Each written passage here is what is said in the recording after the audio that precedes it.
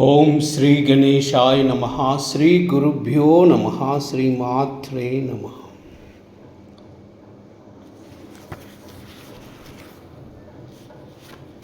साईनाथ आरती, मध्याह्न आरती। सदा सत्स्वरूपं चिदानंदकंदं जगत्संभवस्थान हेतुं स्वभक्तैश्च यामानुषं दर्शयन्तं नमामीश्वरं सद्गुरुं साईनाथं। भवध्वान्तविद्वंसमार्ताण्डमीड्यं मनोवागतीतं मुनिर्ध्यानगम्यं जगद्व्यापकं निर्मलं निर्गुणत्वां नमामीश्वरं सद्गुरुं साईनाथं।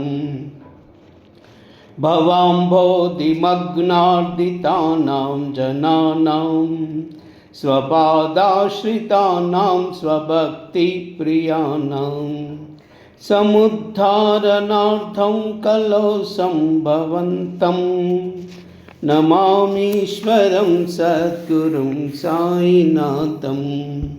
सदा निम्बवृक्षस्य मूलादिवासा सुधास्राविनं तिक्तमव्यप्रियन्तं तरुं कल्पवृक्षादिकं साधयन्तं नमामीश्वरं सद्गुरुं साईनाथं।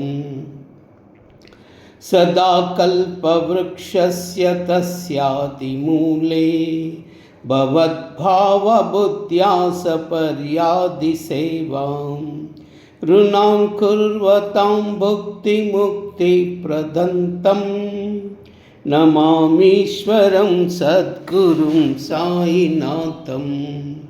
अनेकाश्रुता तर्कलीला विलासै समाविष्कृतेशानभास्वत्प्रभावम् अहं भावैनं प्रसन्नात्मभावं नमामीश्वरं सद्गुरुं साईनाथं।